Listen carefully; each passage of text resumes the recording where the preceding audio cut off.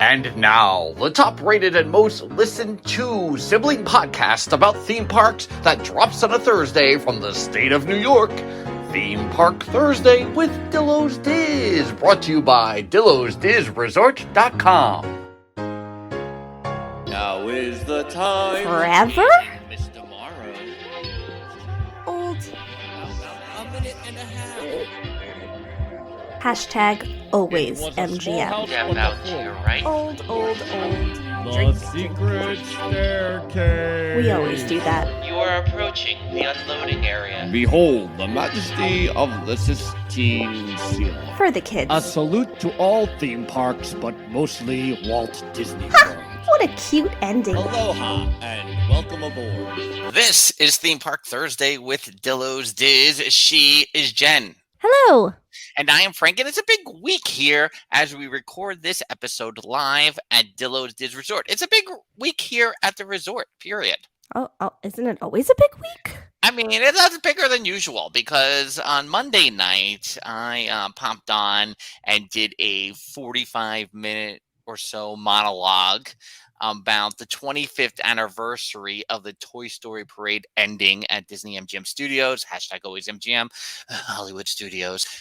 That was in June of 1997. I was participating on the final day of the Toy Story Parade, so I kind of took those who were visiting the resort on that evening on a journey through the Toy Story Parade.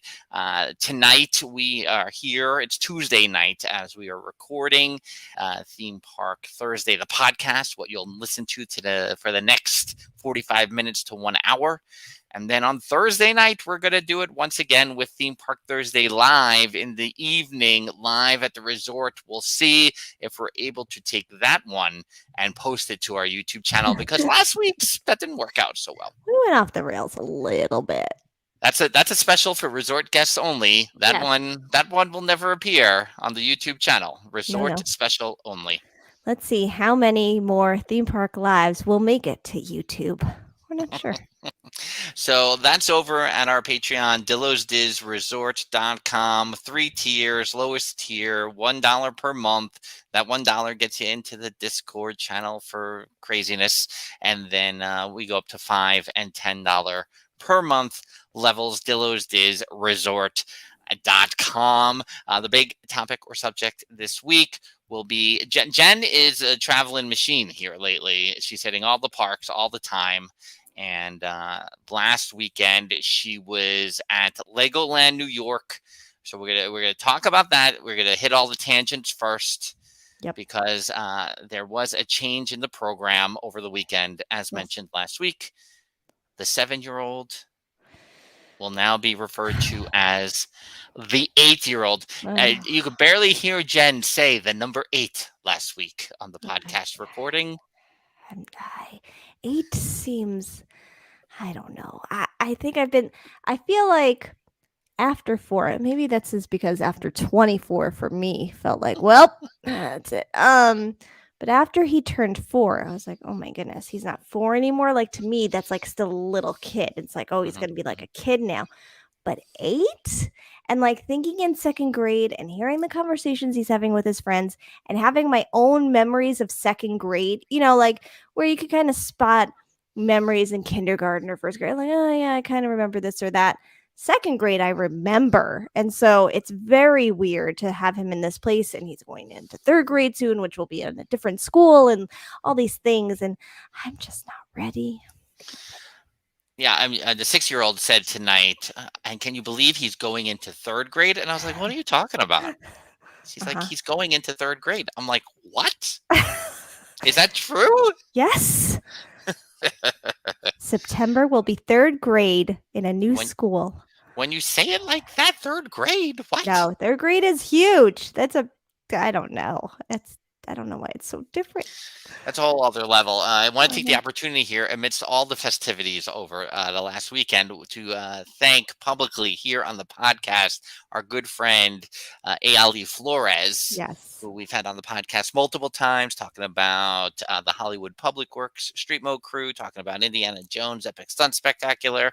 Go back into the archives and find all the things about Ali. But he did a Car Shield commercial during the month of March, during spring training, as it were, with two-time home run derby champion and New York Met Pete Alonso.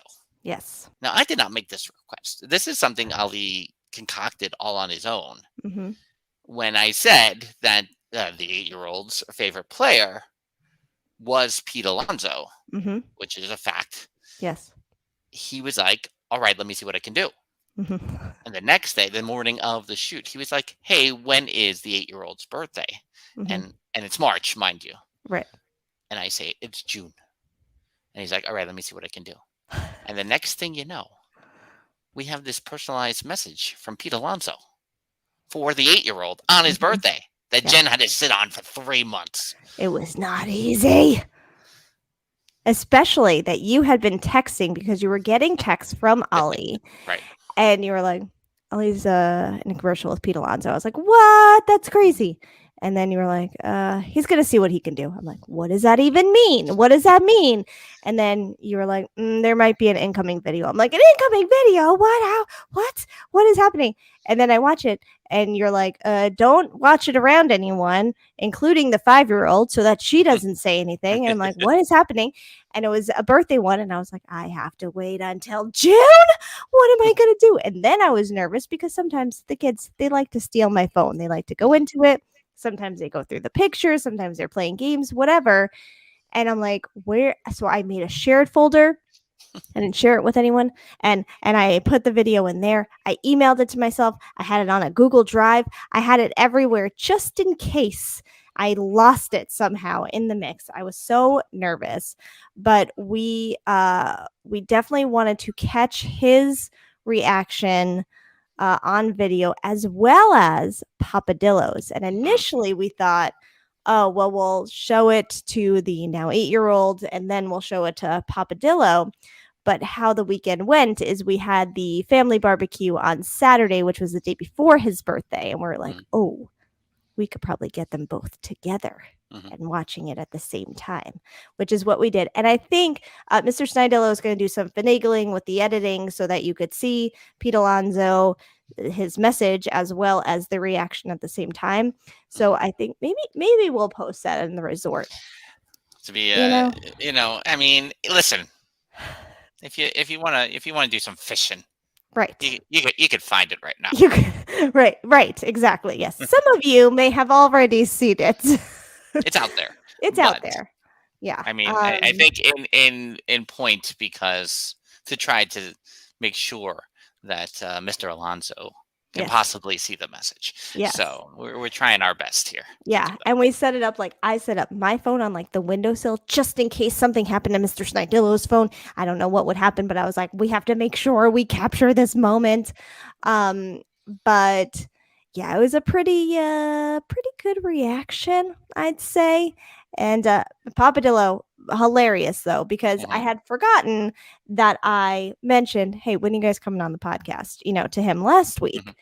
So we set everything up on the computer in the office and I'm like, okay, go out, get my dad, to Mr. Snidillo. He goes out, gets him. He's like, look, he's already, don't set up Papa Dillo. He's not, what's happening? Like he is already. So he comes in and I go, here, have a seat in the office chair. He goes, no, I'm not doing no podcast. I'm not doing nothing. And I was like, and like, honestly, I wasn't even thinking about it because I was like, I forgot all about that. I was like, I'm not doing the podcast. I wouldn't do that right now anyway. Like we have a house full of people at this point. I'm like, what? No, what is it? I'm like, I just sit down. He's like, what is it? I'm like, it's for the 8-year-old. And he's like looking at me like, come on, what is it? And I'm like, I swear to God, it's for the 8-year-old. Just sit down. Mr. Snidillo is outside getting him right now. Just sit here. And then, so they sit down, they turn. I have to close the door to the 5 and 6-year-olds who are like, hey, what's going on? I'm like, get out. And so then, and then I go, all right, now close your eyes. And Papa Dillo goes, and gives me a look. And I'm like, just close your eyes for a minute so we could set it up. We didn't want them seeing it because we had it on one screen. We had that screen dark. So we finally do it. And fantastic reaction from them both. Shock. The initial shock on both of their faces. Yes. Maybe followed by some happy tears. There was some happy tears. Yeah. There was definitely some happy tears. I'm not doing no podcast. Yeah, Stephers with the "I'm not doing no podcast" sounds like a resort exclusive T-shirt. Not wrong. I mean, that's pretty. That's pretty true. Yeah. So I have just returned from spending some time with Mama and Papa Dillo. So I wanna share that real quick. Want a review? So just to say again, we don't want too much time to pass from Mama and Papa Dillo's trip to Orlando. So we're gonna have to figure out, like, are we gonna gather all the information and do it ourselves, or are we gonna be able to procure them for the recording? But I'm just gonna share this one little Papa Dillo tidbit. They went to the Yachtsman Steakhouse. Yeah. And after the Yachtsman Steakhouse, they went to the Beaches and Cream window. Mm-hmm. So they go to Beaches and Cream window. The pool was so crowded. It was like 8 o'clock. It was so crowded at the pool. I can't believe all these people. They're swimming. What are they doing? It's Florida in May. Everyone's been sweating to death all day. So they're at the window and they're having the ice cream. And Papa Dillo says to the hostess, Can I get a look inside? I'm old school. I want to see what it looks like now. So they let Papa Dillo in. Oh, I didn't hear this. Papa Dillo goes in, comes back out. She's like, and the hostess is like, so what do you think? He says, I'm old school. I don't like it. And then I said, what did the hostess say after that? And he was like, her mouth was just open. I was like, and there it is. Yeah. See, these are the things that we're gonna need during this time. That's pretty hilarious. And I feel like if he were to share that story, I'm just gonna say now, if we actually got him recording, sharing that story, the exaggerations would probably be added. There would be more to that story than just that. Embellished, I think. Yes. That would be the. There's a few questions here. First of all, going back to the reaction to the Pete Alonso video, it was not Dillo, Jeffers. He also wants to know if Mama and Papa Dillo would be in Oswego. I would bet on no, but boy, would that bring in the crowds. Lewis, do Mama and Papa Dillo listen to the show? No, Mama Dillo sometimes will watch the YouTubes just because they show up on Facebook. But I think that's it. And Jeffers once again coming up with another T-shirt. Dillo's Diz, we're old school. ... Don't like it. I mean, again, you're not wrong. Yeah. All these ideas. We need. I mean, there's a lot of merch. So let's now just take it over to Mama Dillo for a second, because as I was mentioning at the top of the podcast, here at DillosDizResort.com, on Monday evening, I talked about the Toy Story Parade a lot.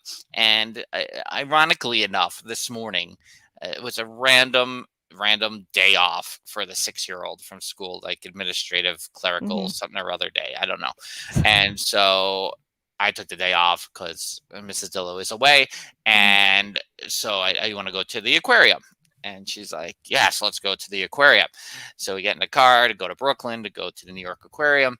And she gets in the car and she's like, Daddy, look what I found. And I was like, what is it? I never know what the answer to that's going to be. I know that there's stuff in there that we haven't cleaned out. And it's a little green army man. And she's like, hey, I found a green army man. Blah, blah, she's like, remember we had these in the car? And it's telling the whole thing. We go to the aquarium. We then go to Mama and Papa Dillo's. It is that time of year where we do some air conditioning maneuvering. Put in the air. Story for another time. Put in the air conditioner. And then what also always comes with air conditioner time is a trip to the storage units. Yes, of course. And so we go to the storage unit, but the plan is to go to dinner after the storage unit. So we go to the storage unit. The 6-year-old's in the car with me. Grandma's in the car with Grandpa. Grandpa and I go, and I'm calling him Grandpa in this case because it's now the 6-year-old story. Yeah. We go up to bring the stuff up to the storage, the empty boxes. We're just throwing empty boxes into a storage unit and picking up a large fan for the patio. If I'm going to be detailed oriented here, I might as well. So we bring that stuff down. As we open the garage door to open the trunk, to put the fan into the, I hear the 6-year-old's been playing with the window in the car lately, up and down, up and down, and up and down. All of a sudden, Daddy, you were a Green Army man? Oh, no. Oh, no. My head.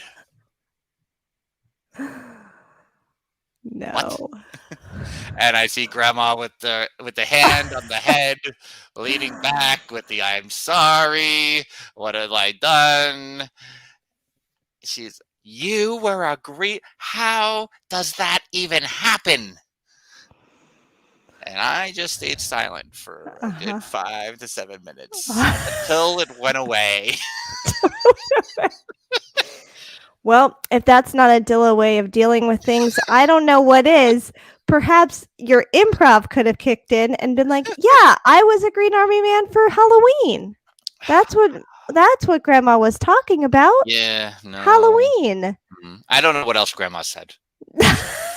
It probably would be helpful to get that information to see if your Halloween story could go.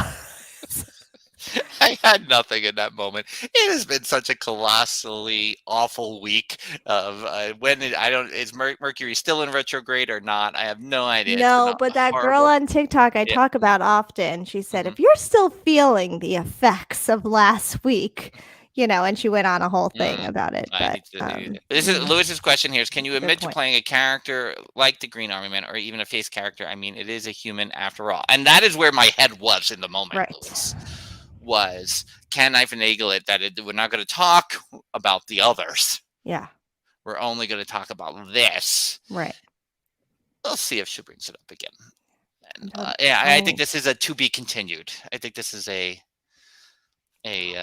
Frank is not a good liar. I mean, I think he probably thinks he's a good liar. I don't think he is, nor is Papa Dillo. And I think perhaps that's where he gets it. But no, and Frank also does not like lying. So, it's pretty much his persona. I am not lying. I'm not good with dishonesty in general. I think there is a general often assumes everyone's lying to him. What's that? You think I assume everyone's lying to me? Is that what you said? No, I don't think that's true. No. I don't think that's true. No, it's a trust thing, right? Like I as we talked about last week with judgment. Yeah. Trust was a big thing that when I started doing improv that I had to get over. More tangents. Going off of our judgy tone conversation from last week at the birthday barbecue we had here on Saturday. Within minutes of Mama, Papa, and Nanny Dillo's arrival, Nanny Dillo was saying something, and I was like, speaking of judgy tones, I just... and I think I said it out loud because I don't know what she even said, and I was cracking up though, thinking of our conversation. I was like, right, here it is. This is why Frank is like the way he is now. I see how it all went. Yes. But no, I see Jeffers put in DTA, right? Like, and that's like, all right, my early 20s right there is Stone Cold Steve Austin, don't trust anybody, but also what's his name? I'm not gonna think of his name right now, from Indiana Jones and the Last Crusade. He tells Indy, don't trust anyone, and then you shouldn't trust him either. So those are like, those are the two things that stick in my head when it comes to trust as a teenager. Like, that's it, man. There was that guy in 1989, and then Stone Cold Steve Austin 10 years later. Yeah. So when I started really doing improv, I try to practice it in life, that I do try to trust people. And as someone recently burned on that a little bit, I will say that, it's always a struggle. Side note, I didn't know what DTA meant, so thanks for spelling that out. I'm here. Oh, Lewis bringing up Young Rock, which Oh. Jen is here just talking. There's tangents galore, everyone. Did I text you about that? Yes, right? I Yeah. did text you. That because we're unplugged, we don't keep up with what the kids are watching these days. But we had one of the apps on because I think our NBC app, is it on NBC? Maybe it is. Yeah. And maybe it came on before the final This Is Us. I think that's what it was. So we Okay. were catching like the last 5 minutes and we're like, what is this? And we're like, Young Rock. Wait, like The Rock? What? This is a show? Deeper diving. It's in its second season? What is this? I had no clue this entire show existed. It was like, how have I missed this entire thing? And it's in the second season.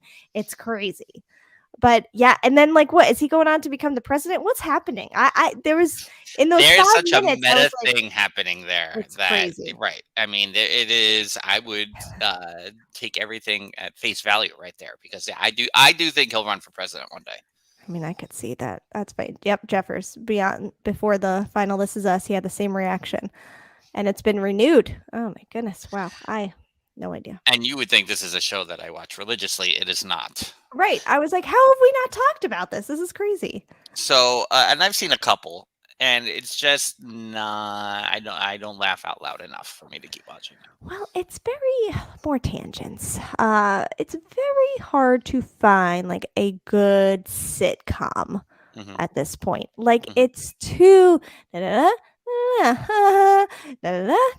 like, can we just? I'm missing a good sitcom again. And I feel like I should be all in on the nostalgia of it, the Iron Sheik character, all of that. I should be. My wrestling nostalgia is just as real. Like again, this is why I'm still a wrestling fan, because it does lean on that nostalgia when necessary, or all the time. And whether it wants to admit that or not, that's another tangent for another time. But yeah, I want it to be up more. I want it to be funnier, and it's not for me. And maybe I need to just go back and watch them all at some point to see if that happens. So Lewis is saying it isn't hilarious. So this is what I want to know too, because he said it's like autobiography that's like half wrestling and half The Rock. Like, is it based on his life and then exaggerated for a show? Like, what is the premise? Well, I think him appearing is in the future, so looking back. So then I don't know if it's 3 versions of The Rock. So you almost get like the Everybody Hates Chris version of Young Rock. Right. You get like the teenager Rock, and then you get like the just getting into wrestling Rock, I think. Okay. So there's the multiple Rocks. So maybe I listed more than one kid there. Maybe it's only Rock, the very young version, and then So, I have to go back and watch it at some point, and maybe I will. But that's a tangent for another time. And where is The Rock's theme park attraction? I feel like he's the biggest star in Hollywood. Why is he not represented in any theme parks yet? And I'm looking at you, Universal, more than anyone else. I was going to ask. I mean, it's Universal, right? I mean, is that who we're really talking to? I mean, the guy is Maui. Let's be clear. So. There can be that. And I am a big fan of, what is the football movie he was in way back in the day with the little girl? That was a Disney movie. I did not I had no expectations. I Dilloed those expectations watching that movie, and I loved it. So whatever the name of that movie was. I don't think I've seen that movie. Let's see. I'll have to. Yeah, we never see Maui. You know where you can see Maui? In the rooms of the Polynesian. That's where you see the moss. Jen's gonna need to really deep dive on that. He is in the Fast and Furious, right? Fast and Furious. Is he in the attraction there? I guess he could be. So he could be. That's true. I didn't think of that. I did not go on the Fast and Furious when I was there in January. So thank you, Lewis, for that. That's why we are here at the resort doing this episode. Not just making things up as we go along. I was just trying to find the name of that football movie. 2006, 2007. What year does that fall? What year is this? It's not. Is it before the Tooth Fairy movie? After the Tooth Fairy movie? Somewhere in there. Am I going to think of the name of this movie beforehand? He's a quarterback. Game Plan. Game Plan. Good movie. I enjoyed it. Maybe I wouldn't feel the same way now, but It was before the Tooth Fairy, by the way, in case you're wondering. Before the Tooth Fairy. Yeah. I knew it was right around the Tooth Fairy. All right. So there's two things I want to touch on last week's episode of Theme Park Thursday with Dillo's Disc before Sure. we get into Legoland. Sure. First, a lot of people commented on my ranting about Galaxy's Edge. Uh-huh. I want to reiterate, because we recorded that before episode 3 of Obi-Wan Kenobi. Yes. And now I'm not going to say anything else about it. People are going to binge, whatever. Now, based on post episode 3, I'm like, yeah, they got to start doing something with Galaxy's Edge. I mean, they got to find a way to get certain characters into Galaxy's Edge. And again, I just want to reiterate my point from last week, which is I don't mind that there's legacy characters in Star Wars Galaxy's Edge. What I do mind is the willy-nilly, less than 24 hours notice announcement that we're going to break the timeline. That is what I don't appreciate, the lack of planning involved with that. You need prep time. You need to go through your stages. Yep. To get to acceptance. Didn't even write this down on my list. But speaking of stages, write it down right now here on my list. On Sunday, when you were at Legoland, Yeah. I took the 6-year-old to see The Wizard of Oz. Yeah. It was on the big screen. Fathom Events was doing 100 years of Judy Garland celebration. So they were showing The Wizard of Oz for one day. Yeah. On the big screen. I've never seen it on the big screen before. The 6-year-old never saw The Wizard of Oz. This was nothing but being punched in the heart over and over again about the great movie ride. Yeah. Speaking of preparing and planning for things. They gave me time for a great movie ride. They gave me more time before Mickey and Minnie's Runaway Railway. But I watched The Wizard of Oz and I'm still not over it. That would be tough. I don't think I've watched The Wizard of Oz since the great movie ride has gone away. I feel like, because our library, we frequent the library around these parts, and the video section of the library has been our blockbuster, and it depresses me, and it doesn't. I have a lot of mixed feelings about it, but the kids obviously love it, which just makes it a love blockbuster. But it's fine. But I think they saw Wizard of Oz and they picked it up at one point, and I was like, "Oh, you guys want to get Wizard of Oz?" They're like, "We've seen this." I'm like, "No, you haven't." They're like, "Yes, we have. We know the story." I'm like, "Uh-huh." And I asked the 8-year-old, like, "Did you read the story in school?" And I don't remember what he said, but then they were like, "But didn't we see like another version of it?" I'm like, "Oh, Mickey Mouse Clubhouse episode of it? Is that what you're referring to?" Yeah. It's kind of like it, but this is the real version. They were like, "Nah," and then they had put it down. And it was a while ago that they did that, but I wonder how they would receive it at this point. But you said the 6-year-old was happy, mostly the witch. Meh. Yeah. And so as her father does not Sure. like seeing The Wicked Witch of the West on screen still to this day, and I've only seen it on TV, but even, I still can picture the first time I saw it growing up on TV, like on CBS probably for a viewing. The witch was kind of like and this is a lot. And the monkeys, as Lewis is mentioning, she didn't really flinch on the monkeys. It was the trees that freaked her out the most, I think, even more than the witch, I bet. And I think she's just downplaying the witch fear because she wants to see Wicked on Broadway. So I think that's a play by her to see another Broadway show. I just had, oh my God, I don't think I can tangent this, but before you think about tangenting yes, go. I want to say that to the cues, right?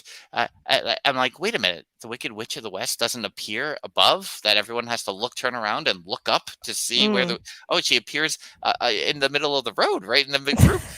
They don't all look up, and the cloud of smoke is up there. They look up, and it's not that way, like you do on the movie ride. No. But man, they were singing that, and they repeat it like 3 times. I'm like, here comes the cue. Here comes the cue. Da da da da da. Mhm. The trees freaked me out. The Wizard of Oz theme park in North Carolina. I that's did great. want to try to check. I was Is that looking near into that Hilton Head? last summer, and it wasn't like the timing didn't line Is up. that near but- Hilton Head, Lewis? Because I'm going to be there, and I kind of want to know that information. No, oh, it wasn't a random spot, right? Because I remember looking at it last year, and then was like, it's too much of a drive, I think, to do as we're in the midst of the road trip. But Let me just say, I am going to be in Carolina again next month, and I probably have to tell Stephers. I think you do. I'm going to get in trouble. You Okay. are. I know. Maggie Valley. What's that near, Lewis? We don't know. I don't know. I don't know my Carolinas well enough. Yeah. To clarify, Lewis says that the Wizard of Oz Museum is nearer to Boone, Okay. near Tweetsy Railroad, which is still an active theme park. All right, that's good to know. Right. Good to know. All right, let's bring it on in to the topic or subject at hand. We're finally here, 40 minutes in to the recording, and we're here for the main event on Sunday for the 8-year-old's birthday. Jen and family went to Legoland, New York, up in Goshen. How do you say that? Goshen? I say Goshen, but I don't know. Goshen, New York, which is Goshen. about an hour northwest of the city. New York City, that is, in case you're listening to Theme Park Thursday for the first time and didn't pick up on our accents. This is in about an hour northwest of the city. Opened last year. And like all things that open up in the middle of a pandemic, does it even count? I don't know.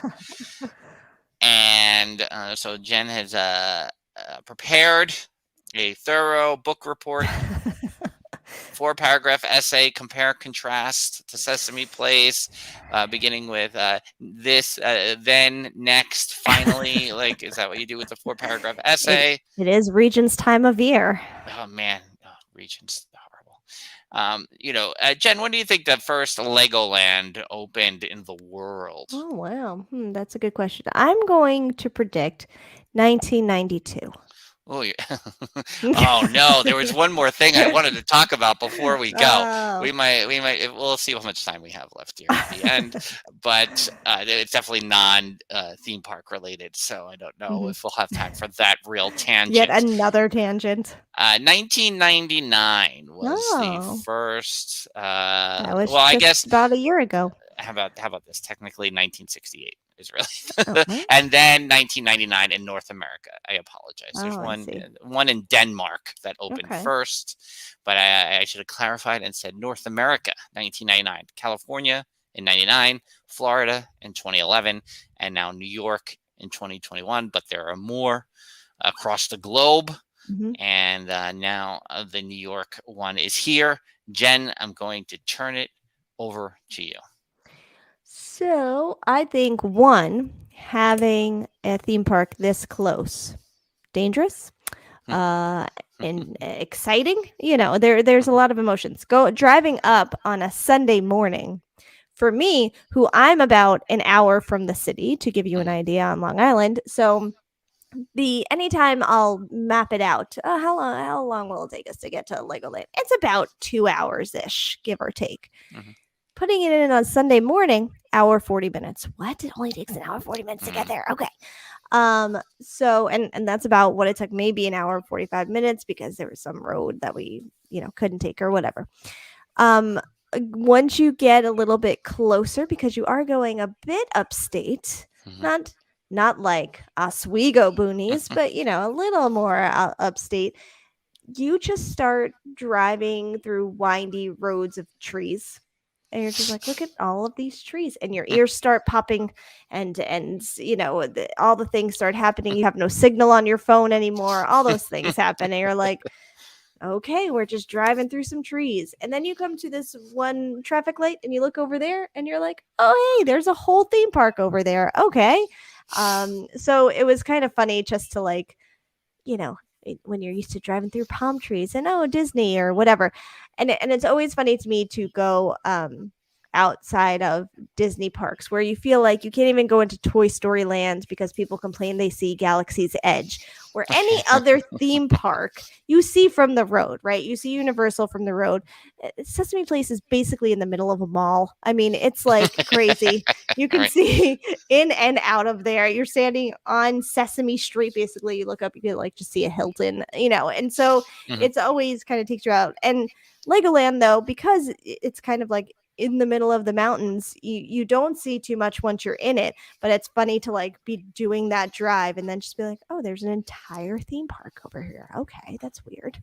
Yeah. Right, that whole area. I mean, and I think that's the fascinating thing about Legoland being here now because, the Catskills are kind of a thing. I don't know if it's technically the Catskills over there, but there's a lot of land. Yeah. For the only thing really to me that's near there of a themed entertainment is there's a New York Renaissance Fair there, which Adam over at the Mouse and More podcast always references, like, why can't that be your Renaissance Festival? Yes. I'm like, because that's close. I don't want Right. it to be that close. I want to go 5 hours north. And they have a very nice festival there from mid-August to the end of September, and it's kind of near there. So with that Renaissance Fair and now Legoland, I'm like, all right, like, how many people are watching going, how's this all gonna go? What else can we develop over here? How else that to me is the bigger story of all of this, of your visit of Legoland in general, is, for years and years and years, people who lived in New York City, maybe you saw the second season of The Marvelous Mrs. Maisel, traveled upstate to spend their summers at these resorts. Maybe you've seen this thing called Dirty Dancing. Like, that was people's lives in New York City. And in the it's easier to travel in Disney era, so to speak. The places like the Catskills are not as coveted as they once were. Yeah. So this is fascinating. It's intriguing to me, especially that we have, winter here. So I'm going to turn it back over to you. I just wanted to make that comment. Yeah, and Lewis is saying you can't see Dollywood from the road, but the hills and mountains is a big feature of the park. Lewis, my question to you, as I'll go into the next part here, but I'll await your response, is with it being a feature of the park, like, was it, I'm going to describe it this way. Is Dollywood built like a Hallmark town where it's kind of like down in the mountain, the valley of the mountains, and the mountains are all around? Or do you feel like the park is like built on a mountain? Because we'll get into that with Legoland. Yeah. Do you just speak of a Hallmark town, right? Like, have you been to the Baseball Hall of Fame in Cooperstown? No. Right, like, you have to, if you're going the easier way, which is the longer way, you get off of Interstate 90 and you wind down into Cooperstown for a half an hour. But once you get into Cooperstown, it is Hallmark 1927, and it's awesome. So that's a good comparison to what you're talking about there. Yeah. So we drove in. The first thing we noticed as we're going into the parking lot is we don't have to pay for parking. That doesn't make sense. We have to pay for parking somehow, but there is no paying for parking upon entry. You do pay when you exit, but just as a fun fact there, because we're like, no way is this free parking. That's impossible. Lewis is saying more of a valley setup. Their main street is surrounded by hills. Got it. Cooperstown meetup, Stephers is wondering. Oh, maybe. I mean, you could probably get Papa Dillo to that one. If I could get Papa Dillo. Okay. And he's saying, but then you go up around the mountain as you walk around, and there are a few roller coasters that go up the sides of the mountain. Oh, that's cool. Oh, we gotta get to Dollywood. We gotta find time. Okay. Let me see. I'm looking at my list over here of where I want to start. So we walk up into the theme park. It was a perfect weather day. This is what I would refer to as a great Epcot day. Like, it was 75. It was sunny. There was a little bit of a breeze. There's not a Disney breeze, but there's a breeze. It was a lovely day to walk around. Not like the Sesame Place 90-degree day, so that was good. So we walk to the entrance and get ready to scan our tickets. And the 8-year-old, we had got a shirt that said birthday boy with the number 8 on it, all like spelled out in Legos.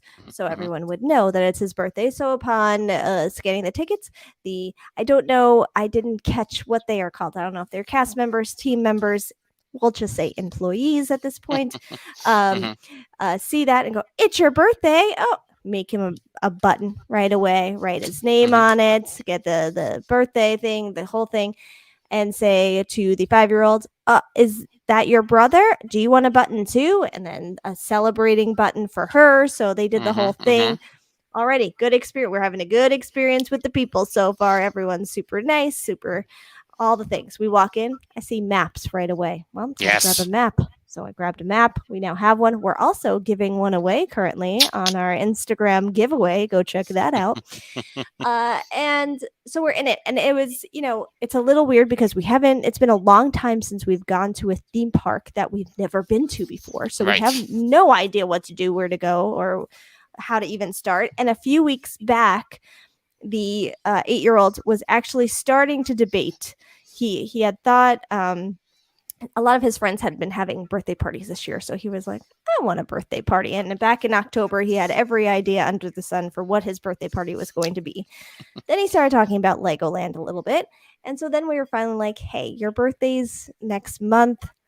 What are we thinking? Because you could do a birthday party, or maybe we could go to Legoland. And then it was like, oh, he has to decide. But then he started wanting this big Pokemon trading card box thing. I don't even know how to explain it, but it was basically just as much as, the entire trip to Legoland would have cost. So we were like, do you want that, or do you want Legoland? So we had brought up a vlog of Legoland that someone had made. I forget the family's name. My apologies. Just to check it out, because I'm like, I don't even know what this theme park looks like. I don't know really anything. And it was funny because watching it and seeing the things and going, oh, that looks cool. Oh, that looks cool. When I walked in, I forgot some of that. So when you initially walk in, you can go to the store to the left. There's bathrooms to the right. Straight ahead is a carousel. And then once you're at the carousel, you see things to your left that kind of go kind of far, and then you see things straight down, like all the way down. It reminded me of being at the Renaissance Festival, right? So without dirt roads, just paved roads. But and it was funny because then being all the way down there, I'm like, oh, okay, we just go up and over. And I forgot about all these other things we had seen on the video, which we then later discovered. But so that's the first thing, is that it's basically built like on the mountain. So there are ramps or steps that you can take that take you kind of through this winding road all the way down. And it will take you through like the mini city. So they have all this, they have Vegas, they have New York, they have, I think I saw Chicago. They have, I don't even know, they had Mount Rushmore built all in Lego form. So you can walk through. I think we were getting a little too caught up with that because the kids were like, where are we going? After a while, because we found that cool. But you can walk through all of that all the way down to, and I probably should have written down the proper names of all these lands, but the Pirates area. So Pirates area. So I think it's just called Lego Pirates. Lego Pirates. Let's do that. Yeah. So there are a couple of rides there, and I think one. Did we not go on one? Yeah, one was like the stand-up water ride thing, and they didn't really want to go on that one. So we went on a different one where you sat in boats and you could shoot water out, and you're shooting at targets or at people, and people can also shoot water into the boats and do this whole thing. So that was a fun ride. They liked that. Then there was this huge pirate ship like playground area. Listen, let me just side tangent here. All the theme parks have been catching on to the idea of put in some sort of climbing play area. That's all you need. You don't need these big rides. The kids will go crazy. The parents will sit and watch them. It's fine. You spent all this money to do basically what you do at your local playgrounds, but in this form. Yeah, today at the New York Aquarium, the 6-year-old's favorite part was the newest feature, the Playquarium, which was like the indoor, go on a short slide, climb a ladder, go and climb a rock wall thing. Okay. Yeah. Exactly. Jeffers, do we know if the Lego lands are clones of each other or are they all their own unique thing? That's a good question, and I don't know that for sure. But I feel like the Florida one might be bigger, but I'm Yeah, just I saying. mean, I think it says here on the Wikipedia, most lands and rides are found at most existing Legoland parks around the world. The lands are separated by a hill, and each land connects to each other in a circle. So, probably Jeffers. The layout is probably different because Mhm. Florida is probably just flat. Mhm. So you might get a little more of that. What do I want to say? What we were talking about before, integrity Oh. of the lands and the Mhm. areas and the backgrounds and all those things. Yeah. Also down there was another ride that looks similar to a carnival ride, but made a little bit better with where you sit on the pirate ship and it swings you back and forth. The 5-year-old had wanted to go on that. I was like, well, that's a daddy ride. That's not a mommy ride. So they were going to go on that, and then she changed her mind while she was on the line, so they got out of that line. Down there were also some carnival games. Every time I try to explain to the 8-year-olds, the carnival games were not good, but it was his birthday. We felt a little bad. They had humongous Pokemon characters, stuffed animals. That was what you could win. We didn't win, and he was not happy. I'm like, we're not gonna play any more carnival games here. We're gonna focus, and this way we save our money for the gift shop later. We will not be playing this. I mean, that's a good play, Yes. because let me tell you, there are a few things in this world that make me angrier than playing carnival games. And to the point now, with just walking by them, I get angry. Yes. Whatever. That's a post baseball carnival barker guy mouthing off to me about my arm and me going crazy when I was 19, and so that was it. But that's a good play though. So we can't spend our money on this. Yeah, but we can. But then no gift shop, no right. guaranteed Right. gift. Right, because right before that we had done a little water shooting race game, but it was only the 4 of us, so we're guaranteed to win one thing, and we got the Mario mushroom thing. So like he had that, but I was like, buddy, remember, and he doesn't remember because at least once a summer we're at some sort of carnival experience where we're like, these are made to trick you a little bit. They want you to keep playing. It's not easy to win and all this kind of stuff. It's so, that dishonesty thing. See, there's all comes back to right? maybe Oh that's yeah. what it is. I mean, God, if this kid isn't just like you, he does not like the trickery. He does not like anyone trying to trick him, which I think is also why like reading comprehension isn't his favorite thing, because it's like, you're trying to trick me with these questions. Have you seen my SATs? Thank you. Right. And that's the thing too, is I was like, oh, and maybe because there's Pokemon here, maybe it's in the gift shop. It wasn't, but that's okay. He was fine. You hope the kids are asleep when they leave. Exactly. Yeah. Okay. So then we walk back up, we go through some more of the cities because also down when we're in the pirate area, I noticed, you can't go past a certain period, a certain point. You can't go past a certain point. And because it looks like they're building a coaster maybe of some sort. Okay. Here's what you need, Legoland. You need, pardon our pixie dust walls. These little metal gates you got trying to stop your construction views. It's bad show. But anyway, we can get into that later. So you can't go like across when you're on that lower level, at least not that we saw at that point. So we went all the way back up to the top, because the 8-year-olds wanted to go on the Ninjago ride and the 5-year-olds wanted to go on the carousel. So we divided and conquered and we did that. The carousel was smoother than at Sesame Place. They still did the every seatbelt check thing that Disney just doesn't walk around. And so they did that, but it was a better situation and set up there. They had things running a little more smoothly. The 8-year-olds went on Ninjago, loved it. Then we met up and had some lunch. And I don't know that I'll remember my entire day in the right order, but that's where we're at this point. I will say, watching that vlog, they mentioned that the food at the park wasn't that great. And, pricey, like all theme park food is. And I'm like, well, you know what? Then we're going to bring our food. And I'm going to be that person because these are, more local type theme parks anyway. Right.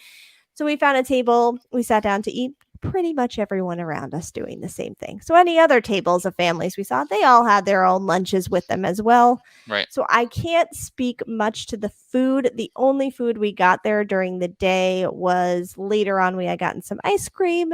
The 5-year-old had some brick yellow vanilla ice cream. But otherwise, we just, they had some slushies. I had some chocolate, whatever. We called it a day. Dole Whip, So- Jeffers is asking. Oh, Dole Whip. You asked this before I was going up there too. I explained that if I saw Dole Whip, it wouldn't be my Dole Whip anyway, but I did not see it. I can't confirm that it wasn't in maybe a restaurant or something, but I did not see Dole Whip, and that's okay with me. Dole Whip is a big part of Mama and Papa Dillo's most recent trip to Orlando. Yes, very true. All right, so when Mr. Snidillo and the 8-year-old went over to Ninjago, they were like, hey, there's this whole other area all the way down on the other side of where we had been in the pirate lands of sorts.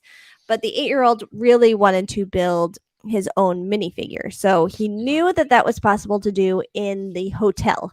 And I'm like, I am sure it's around here somewhere. I'm sure there's a place around here where we can do that. So we had gone in to build and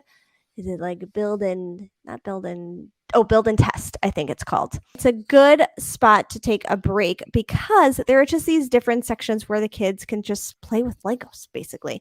So, to your left, you can make a Lego car and then race it down some ramps and test it out and do all the things. To your right, there was a little kind of a farm situation that was set up so kids could add to that. Or there's just, it makes me a little nervous in these times, but there's just this big area of, there's a little bit of seating, and in front of the seating, there's just Legos, right, to just dig through and build with. So the 5-year-old was playing with those for a while.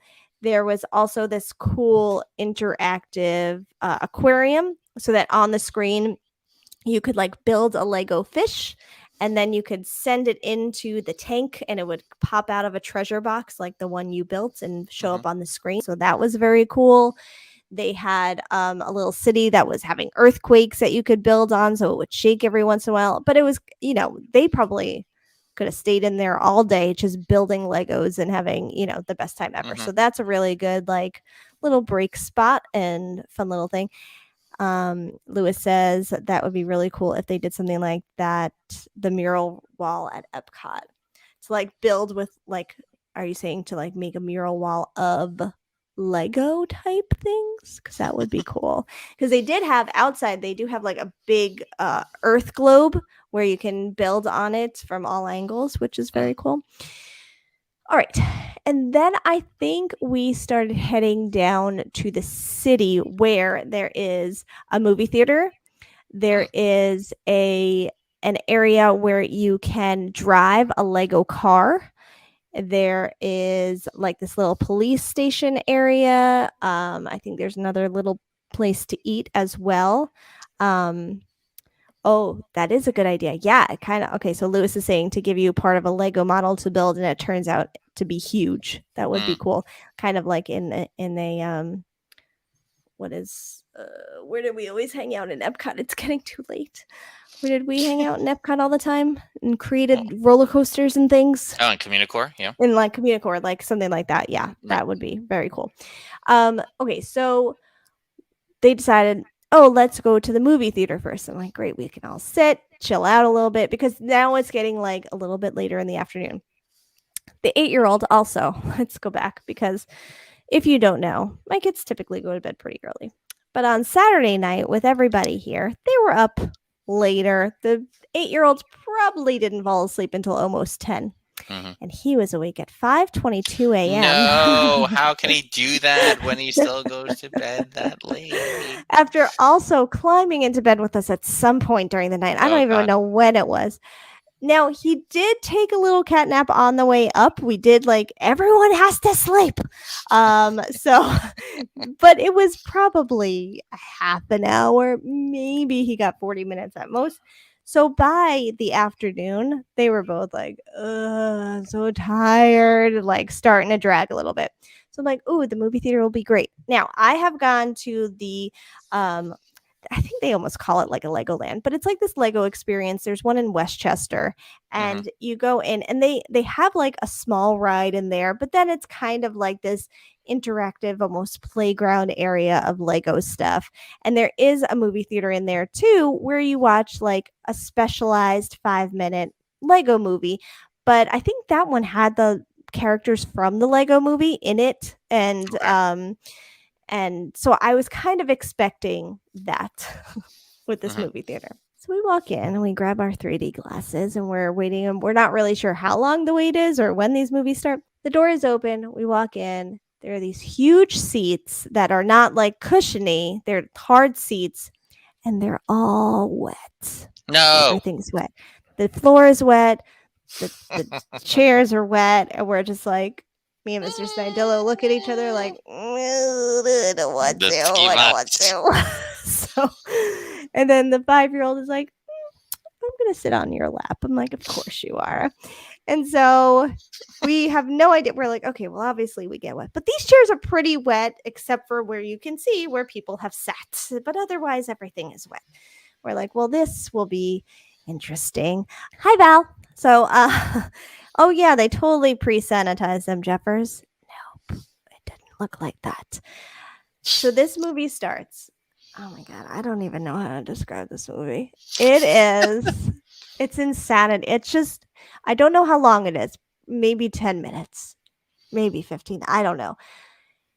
It's a 3D. I don't even know how to explain it. It's a 3D Lego movie. Not the characters of the Lego movie, like just random Lego guys. It's basically like a cops and robbers type movie. There's no dialogue at all. It's just sound effects and loud noises because they probably know the kids are all going to be screaming in the theater. So they just play these loud noises. And then there's just points where they find any possible way to just hit you with water. And then after that, there's also a thing in the seat in front of you just blowing cold air. So there's times the 5-year-old is like shivering on me because it just will get you soaked. And now I'll blow cold water on you. And then, Jeffers, I forgot to tell you this, and I meant to this day because I knew you would appreciate this. There's a point where Lego rats, get loose. No, they pull a Honey, I Shrunk the Audience situation, and you just get whipped all over the ankles. Now, here's the thing: it wasn't even realistic because it's just like you're kind of getting tortured for these 10 to 15 minutes. Everything feels very rough, and like this is a little too much. So the things that are hitting your ankles are like whipping them. Oh, no. The air is a lot, the water's a lot, and constant. And we're like, how much longer is this going on? So Mr. Snidillo said he didn't feel the stuff on the feet because he had a backpack in between his feet and the seat. So he didn't even know. And then the 8-year-old had his feet up. And then the 5-year-old was on top of me. I'm the only one getting hit with the Lego rat tails. I'm the idiot. Yeah, exactly. So it was kind of just 10 minutes of insanity. The 5-year-old was like, that was cool. The 8-year-old was like, I don't know. I don't know how I felt about that. It's right. It's Jeffers says it sounds like Bug's Life, and I'm looking at them only like it malfunctioned. Yeah, it was a whole other level. And I was like, well, that was not the relaxing 3D movie I thought I was about to be seeing. Yeah, I can understand being traumatized by Honey, I Shrunk the Audience. It's kind of crazy. Okay, so after that experience, we left. I couldn't even have words. Yeah. But after that, the kids wanted to drive the Lego cars. So due to their age ranges, the 5-year-old was in the 3 to 5 section and the 8-year-old was in the 6 to 12 section. So we actually had to divide and conquer again. And so I actually missed the 8-year-old driving his car, but he did a great job and loved every second of it. And the 5-year-old, because you have 3 to 5-year-olds driving little Lego cars, and there's only like 5 or 6 kids allowed at a time, the line takes a little longer. Plus, these kids just crash their cars and sit there, and the guy has to go around and readjust them and just, My 5-year-old, it's like watching, like, all right, I got this. She goes in, I was like, all right, so that green pedal, that's because they just do it on their own. The parents stand outside the gates and they're just in there by themselves.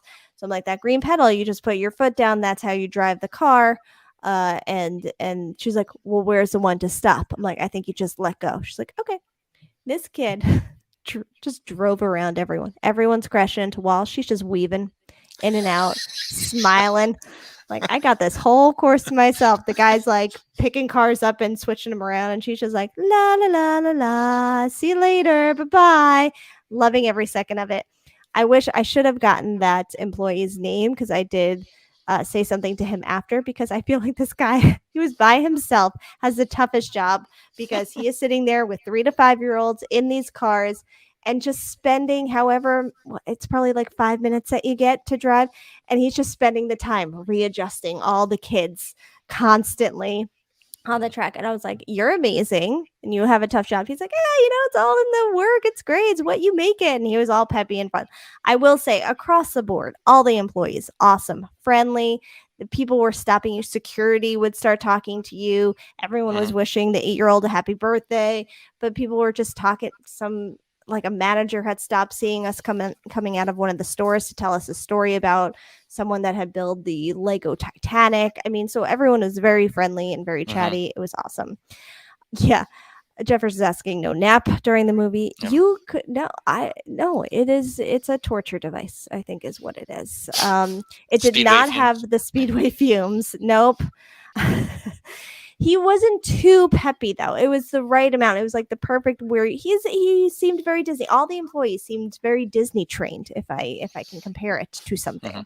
I think when the 5-year-old was doing her drive, the 8-year-old had been done for a little bit, and I was getting texts from Mr. Dillo saying like, he's kind of seeming pretty done. He looks like he could pass out any second. I was like, all right, well, maybe we'll start making our way back up.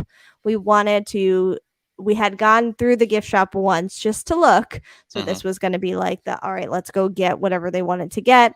And then we wanted to walk over to the hotel. Let me just see if I'm missing anything in the process. We did see some Lego characters walking around. There were shows going on. I feel like anytime we were passing things, we were always just missing the shows. So we didn't get to see any. There was Streetmosphere though. I don't know what they're called there, but it's in Legoland. Interesting. I don't Get know it why they're not in together. Disney. Get it together. But the 8-year-old had a Streetmosphere interaction during this whole driving experience. And then he was like, what is the press? Because that's what they said. They were from the press. He was like, what does the press mean? And I'm like, well, there's a thing called the news. And so there is that. I was just making sure I didn't. Yeah. Okay. So then we made our way back up. On halfway up, it was like 3:00. So the sun is now shining. Everyone should probably have some sunscreen reapplied. Everyone's getting tired. But we got some slushies and ice cream and all the things and walked all the way back up. Oh, I did miss a ride. I don't know. I think after lunch we went on it, and I'm blanking on the name as well. It's great. I should have really had that up. But Can you describe the name of the type of the ride? There was a scientist. I feel like it was Brick something. Bricktopia? Nope. I'm just going to rattle them through real quick. Yeah, go ahead. While we take the time. Did you tell me so Splash Battle you talked about, that was everyone shooting water cannons at Yeah, one but that another. might have been the other one. I don't know if that was the small boat one. Rogue Riders is a jet ski ride. Oh, that's okay. So yes, so the first one is what we did then. Okay. Anchors Away is a rock and tug ride with the ride vehicle made to look like a Lego-made pirate ship. No, that's the swing one, I think. So no. All right. In the Lego City, you did both the junior driving school and the driving school. Yes. The Fire Academy you get driver's license from that as well. Okay, go ahead. Nice, very nice. Fire Academy guests pump their own fire engine to a simulated fire. We did Then not rush do to a that. fire hydrant. Coast Guard Academy, riders can drive their own boats on a closed course. What was that? No, we didn't do that. Lego Castle, there's the Flying Machines. It's a Red Baron ride that requires riders to pedal in order to gain height. No. Dragon's Apprentice is a kiddie coaster that has ride vehicles look to me like baby dragons. Nope. The Dragon is a family coaster that starts with the dark ride segment using cars that are dragons. Nope. The 8-year-old was like, Nope, that looks scary. I was like, that looks like Slinky Dog. We should do it. Tower climb tournament. Guests climb a spinning tower while seated using a rope. Once they reach the top, the vehicle drops to the ground like a drop tower. No, I did see that though, but no. How do you say Ninjago? You're seeing it different. Ninjago. Ninjago. Ninjago. Ninjago. How do you say the Ninjago? How do you say the name of Ninjago? Jay's Gravity Force Trainer, a music express ride that has trains as the ride vehicle, which is themed to train with speed like the character Jay from Lego Ninjago. We did not do that. I did take a picture just because it had Jay's name. But And then you said you went on the 3D interactive dark ride, right? No. You said there was a ride. The 8-year-old did. Yeah. Yes. Mhm. Lego Factory Adventure Ride, a trackless dark ride that takes riders on a journey through the production of Lego from the perspective of one. Yes, that's the thing I think I'm talking about. This is what you're thinking about? That's in Bricktopia. Okay. Here we are. We made it. See, we did a full circle, and I see what you did there. I could picture it all. We did a big circle. So that one we went on. That was pretty cool, and it's funny because so the whole time, much like Sesame Place, you can't have your phones on any of the rides. So this one though, I know. Do you want to chime in there? But on this ride, I had my phone, in TikTok form, and I was just like, I'll just hold it for a little bit. No one was saying anything. I'm like, cool. Can I just keep my phone out? So I have the whole ride in TikTok form. The 5-year-old was like, I want to go on that again. I was like, well, let's go see what the wait is. We walked right on again. And it's just her and I went.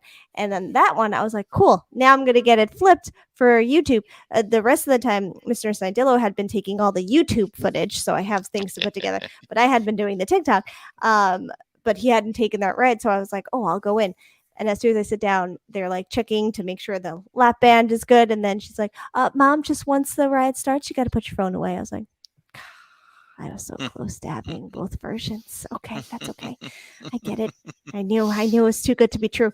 But we did go on that one twice. That was pretty cool. It kind of felt like I guess, is it an Omni Mover? Is that what all the cool rides are now? All the Mickey and Minnie's and the Rise of the Resistance. All, trackless. Yeah. Yeah. So it was like that. It kind of felt a little bit like Imagination. It was kind of a mix of some different rides, but that was a lot of fun.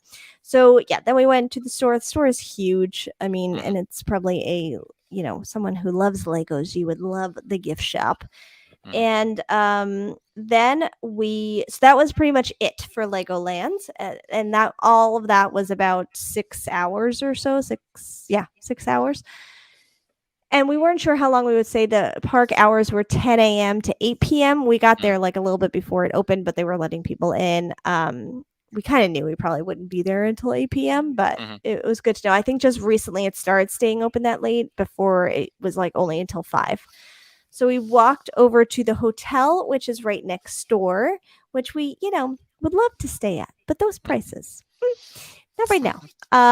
And so the hotel is pretty cool. And you walk in the lobby. I mean, they have the setup perfect for families because there's this huge climbing, again, the climbing with the slide, but also a pit of Legos. So your kid can just stay there literally right next to it, a bar with some tables. The parents get some drinks. You sit and you watch your kid on this thing, and you just sit there for the whole day until that's it. Yeah. There was a restaurant next to it. We didn't go in there, and we just walked around the lobby a little bit. We walked over to the pool. The pool it said, apologies, the pool is not open. And I'm like, yes, it is. And there's lifeguards and it's open. But it was very full. We thought the pool was pretty small. We're like, it's a pretty big resort. You would think there would be a bigger pool. Now, I don't know if there was another pool somewhere else, but that one seemed small and crowded. But the hotel looks very cool. I'm sure it would be a really nice experience to stay, to do like a night or two or whatever it is. Right. But yeah, we did not do that. I mean, I don't think we should go through the resort pricing because I think that's not worth it. Because the prices I've seen, I'm like, no, that's something I'm never going to do. But what I do want to talk about is based on your experience, right? So it's, I mean, day tickets, book early and save. It says starting from $67.99 per person, Mhm. right? So I mean, I'm not going to ask what you paid on your day or anything like that. I can say. Okay. Is that what you paid or more? No, Just because weekend dynamic pricing pricing? is is higher. So I think it was like 87 on the website or something, but then Mhm. the Groupon was like 81. I don't know. We did Gotcha. the Groupon for that Right. as well. So it was a little bit less, but I know during the week is I think that's 67-ish price Okay. range. So, and I'm just reading it off directly at legoland.com/new-york. It says annual passes starting from $149 per person. Mhm.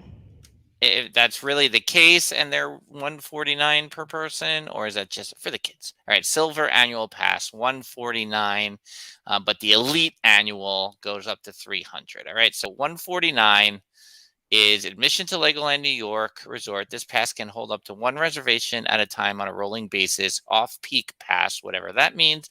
Blackout dates apply.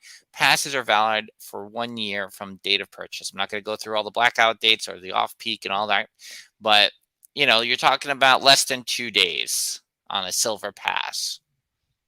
Is that something you would do? Yeah, we were talking about that like I could see getting an annual pass at some point. One, the proximity is nice and close. We thought this can't possibly be open all year round, but so far looking at it, it seems like in December there's stuff going on, like it's open on the weekends, just not during the week. Mhm. So I don't know how long into the winter they're gonna go. I don't Right. know how all that's gonna work. Well, it But says here, right, Jen? It says at the bottom of the same page here. Is it the same page? What am I looking at? Yeah, mhm. Brick Retreat talks about Red, White, and Boom for July 4th, but the Holiday Bricktacular as well at the holidays, which is maybe the first time I'll go to Mhm. Legoland. That begins weekends. The weekend, I guess that might be after Thanksgiving, the Yeah. 24th there. So Um it looks like it's going to stay open for a little while. Right. And I think, the fact that they are building more, like we saw more things being built. There were plenty of gates up.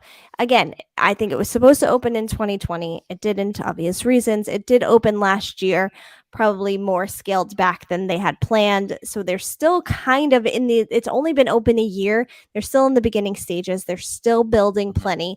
There's also, I think, a whole water park area coming to it. Right. So there's that as well. So I think it would be worth it, especially that if you go 2 or 3 times, like you're pretty much paying for the pass. So if you are able to extend that and go once or twice over the summer, even if it's for the day, and then maybe at the holidays or whatever, I mean, I think you're getting your money's worth for sure.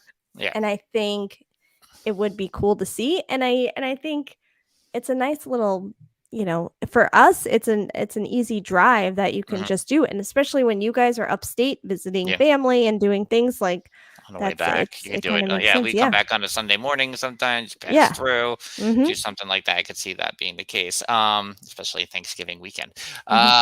Somehow, Jeffers says he got a 2-night package quote for $2,700 with 2 days at the indoor water park. Sure, I mean, like, but I would think that quote is legitimate, which because I've seen some outrageous numbers, and I'm just gonna say if I can go to Disney World on a 3-day weekend for far less money than that, I'm not going to stay at the Legoland Resort. Right. Like, And I think that's do I everything. want Like to? Yes. Yeah. right. Like Lewis is saying, when people who go to the Poly say something's expensive, it is. And here's our thing too. I think as we were looking at pricing, we're like, all right, I always look at Disney a different way, right? We always look at it in a different light and go, well, it's Disney. Of course. What? $500? What a steal. But nowhere else am I thinking that. So when we were pricing out, all right, well, what if we go to Legoland and we spend one night? First of all, trying to spend a night in the Legoland hotel in summer months, pretty impossible. So I think we had finally found, and it may have been in June sometime, just not this weekend. We found like one night. And for like one night and 1 day of passes, I don't know, it was going to be like 16 or 1700, I think, I want to say. And I was like, I don't know. No, thank you. I don't think I want to do that. And then even to look at hotels then in the surrounding areas. Now, because you're kind of removed from everything, I think there's one hotel nearish there, and it was $300 or $400 for that, and it was not like, it's not the beach club, and it was not that Right. kind of hotel. And then the next closest hotel that was available was like 70 miles away. I'm like, I think I live 70 miles. How far am I? Right. Well, just and that's come the other home. thing too. Like, as long as I live here, I'm not staying at the Legoland Resort. If Mhm. you're coming to visit New York City, my guess is, like, from wherever you're coming from, international, whatever. Yeah, you have no knowledge of, like, how far Yeah, 70 miles north is going to right. seem. And people are just gonna, oh well, I'm coming to New York City for a couple of days, and I'm gonna stay at Legoland for 2 of those days. Like, you're not gonna think about what you're in for when Yeah. you travel up north. Mhm. And for people who are like, you're flying into JFK, LaGuardia, Newark, whatever, you can fly into Stewart International over there. Is that Mhm. what that airport Yep. is? Stewart Yep. Newburgh in Mhm. Newburgh, New York.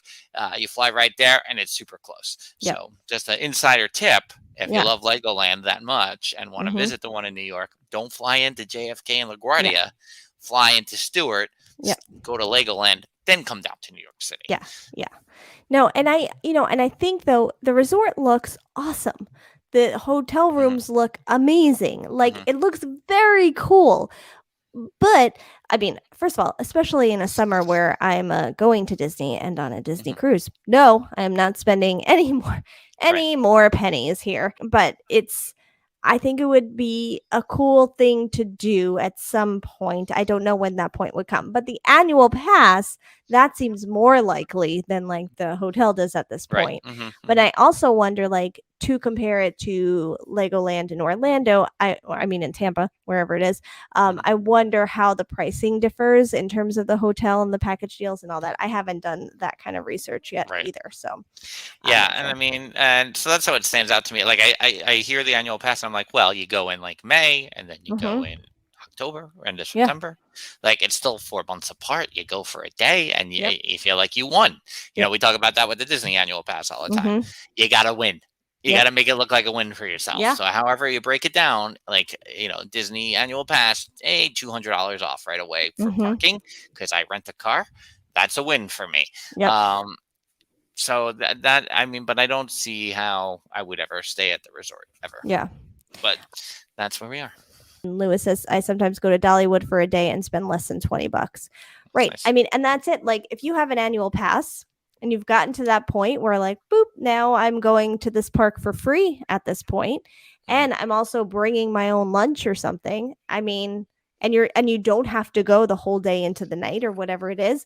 You really don't need to be spending a ton of money at a certain point. So we didn't do on the way out, the 8-year-old had mentioned wanting McDonald's, and we are like, oh, you want McDonald's on your birthday? How about that? Cool, we'll get that on the way out, and that'll be a lot cheaper than anything anyway, so Right. we did that.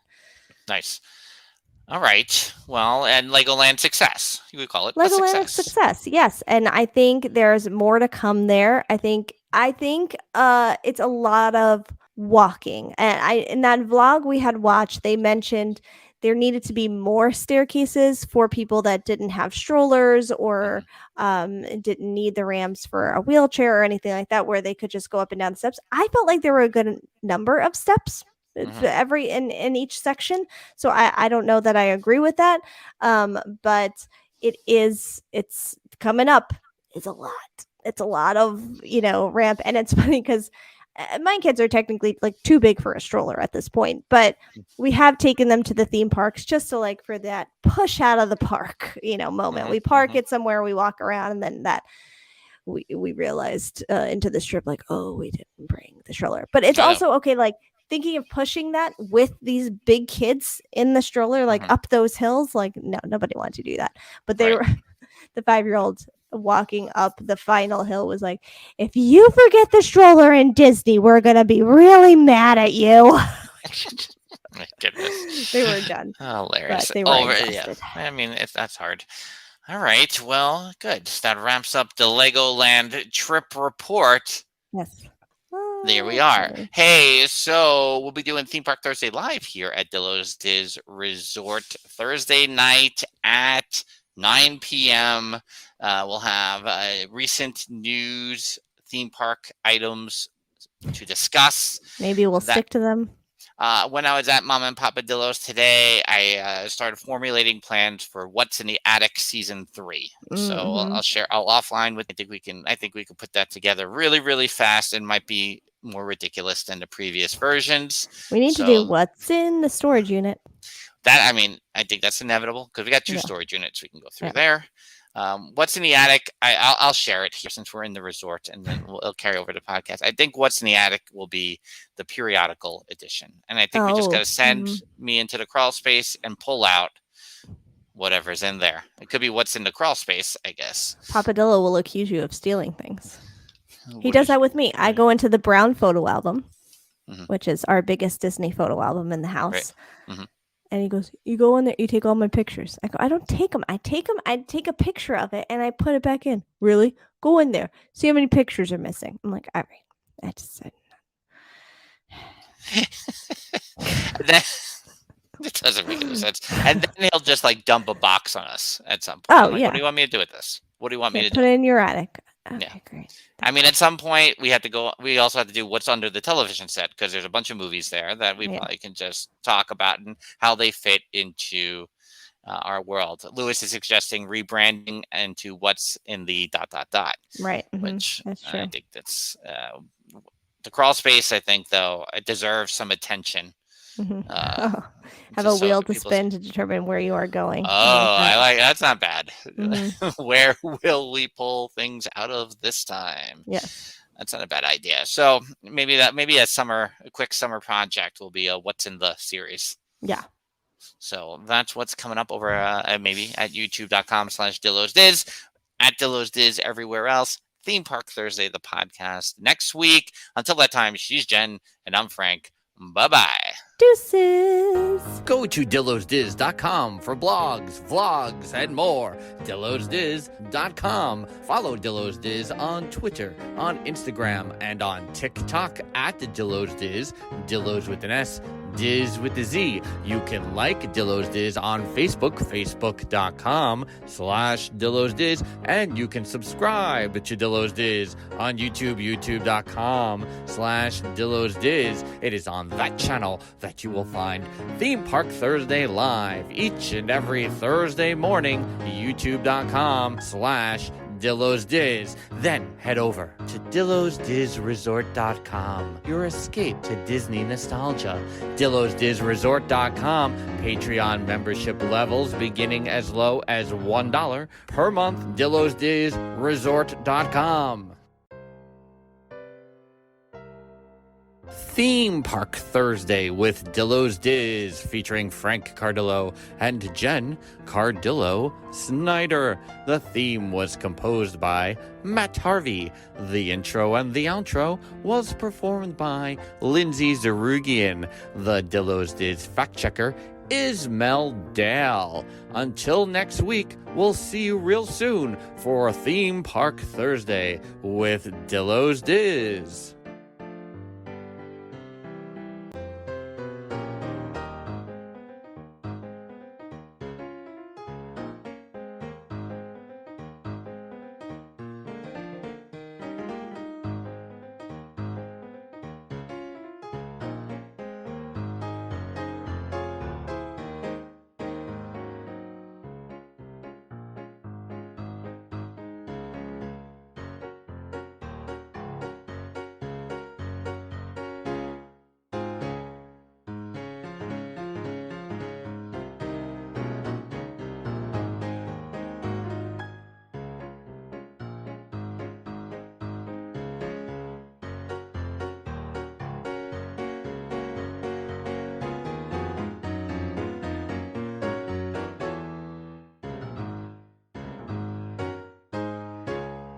Okay, so this is a total tangent based off of when you said the trees scared her, and I don't know why the trees made me have this memory. Okay, so the day we went to camp last weekend, we went to Mama and Papa Dillo's after because Mr. Snidillo took Mama and Papa Dillo to the airport for their Disney trip.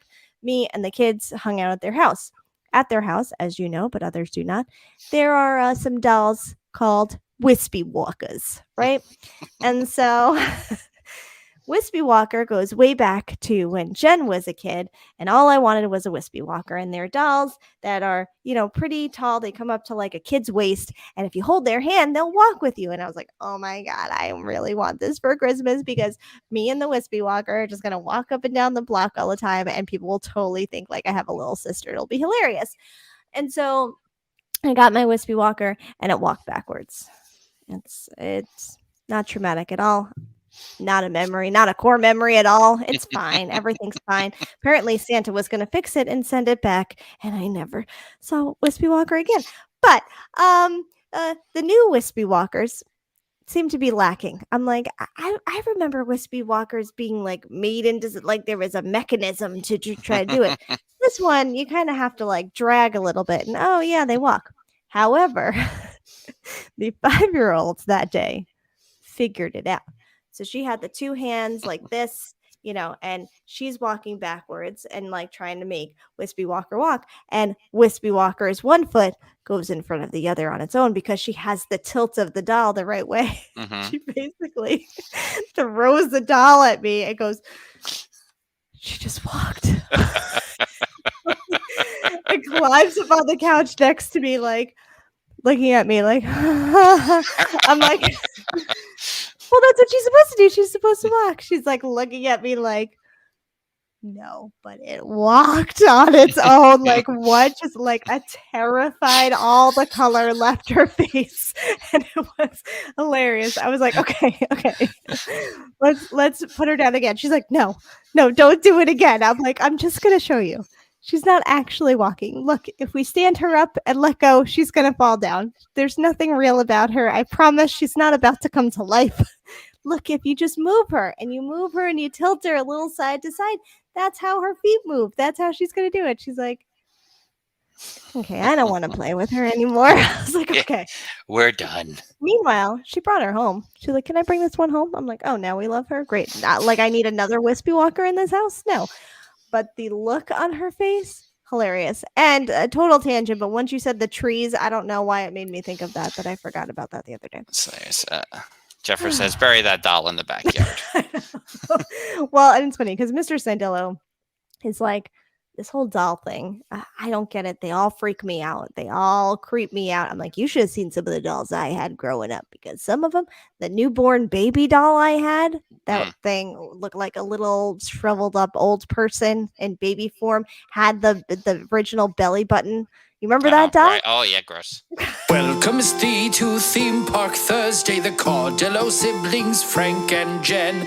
They would like to thank thee verily for casting thine own ears to them. With a hey nonny nay and a hey nonny no, the time has come to start the show. We have been here for quite a while at Dillo'sResorts.com. But before we go, Jen, it's an Entertainment Weekly article that I want to point out here. It listed the 20 of the best soundtracks of the 90s, 20 of the best movie soundtracks of the 90s. I'm just going to try to let you go as quickly as you can to see how many you can name here that is on this list. 20 of the greatest 90s movie soundtracks. Here is a hint. There is not one Disney soundtrack on this list. We're talking about movie soundtracks, not animated film soundtracks. I'm stalling to give you some time to write some down. We're talking about the years 1990 through the year 1999. I can tell you that I'm pretty sure you have the majority of these CDs. Or at least between us, we probably have 18 out of 20 of these CDs. So I'm going to give you some time so we can get the ball rolling, because obviously I'm going to have to scroll back and forth. There's a couple of random ones on here, but we can talk about who has the soundtrack. You may begin at any time. All right. Reality Bites. Reality Bites is on the list. Do we both have that soundtrack? I know I have that soundtrack. Yeah, possibly. Singles. Singles is on that list. 2 down, 18 to go. Was American Pie 99? Yes, it was number Yes, 3. You got nice. 3 on the list. American Pie. Was Can't Hardly Wait 99? Can't Yes. Hardly Wait is on the list. It might be 98 or 99. I will confirm with you because that was like the second one listed here. 98 for Can't Hardly Wait. All right, now those are the first ones that were off the top of my head. So now I got to think a little more. All right. I got to think. You got to think about your 90s movies. There's a couple in here that should pop in your head right away as your 90s movies. There's my 2. 90s. There's definitely 2 big ones on here that are your 90s movies. Would Sleepless in Seattle be on there? No. Oh, you know what? That should be on the list. That is a big one that is not on this list. What are my 90s movies? Think about it. Give me a hint. I need a hint. No way, because there's 3 big movies of yours. I would say 3 big ones. You definitely have these CDs. Definitely, there's references to the movie we make on one of them all the time. I'll do this move for you to see if you know what I'm talking about with that move. Is that Boys and Girls? Oh, no, that is not Boys and Girls. No. That Boys and Girls might have been 2000. Maybe that was 99. Right, yeah. I mean, we watched that here at the resort. No. And someone comes down an aisle at the end of the movie to this song and does this. Cruel Intentions. That's on the list. Jeffers is naming some good ones. Romeo and Juliet, Titanic. Yeah, but they're both on the list. Romeo and Juliet and Titanic are on the list. Sure. Good ones, Jeffers. Good ones. I will say the ones that you might not name. I'll name those. Train Spotting. I still have never seen Train Spotting. What else might not you name? There's one more that Spice World. I'm gonna throw that in there. Okay. Interesting. I don't know. Do you have that soundtrack? No, right? No. No, I don't think so. Where do you fall on 10 Things I Hate About You? I was just gonna say 10 Things I Hate About You. All right. The other one you won't name is Good Will Hunting because that's not a soundtrack I think of as you love the soundtrack to that, or you love the movie? No, the movie. I love the movie Good Will Hunting. Clueless. Clueless is on that list. There's the other one I was thinking of for you. That's a big one. All right. All right. So we got Titanic so far. We got Clueless so far. That's 2. We got we mentioned Good Will Hunting 3. 10 Things is 4. Spice World is 5. American Pie is 6. Singles is 7. Reality Bites is 8. Oh, there's a big one you're missing. Train Spotting is 9. Romeo and Juliet is 10. Can't Hardly Wait is 11. Cruel Intentions is 12. She's All That. She's All That, not on the list. I will name another one that I don't think either one of us will mention. I mean, I know the list, so you won't mention Grosse Point Blank with John Cusack and Minnie Driver. Benny and June. Benny and June not on the list? What? Come on. That's crazy. Father of the Bride. Get out of here. Not on the list. And Big Lebowski is not on the list. That's a good guess. You won't name it. I have it. Batman Forever is on the list because of CL's Kiss from a Rose. Oh man, yeah. My Girl. My Girl not on the list. Jen, you're gonna kick yourself for not getting the one I'm waiting for you to name. Well, I'll keep going here. Pulp Fiction is on this list. That's 15, I think. I mean, You've Got Mail on the list? You've Got Mail not on the list. While Wild West is Wild West is on the list. Oh, High Fidelity. That's a good one. High Fidelity is High Fidelity 99 or 2000, but it's not on the list. Pretty Woman is 89. Maybe that's not why it's on the list, but if Pretty Woman is 90, that should be on the list. Lewis just said Wild West. Only You.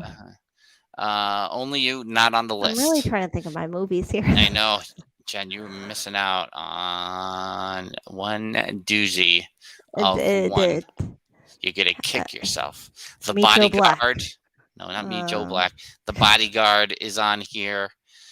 So I'm going to wind it down here and make sure I'm not missing any others. That Thing You Do is on this list.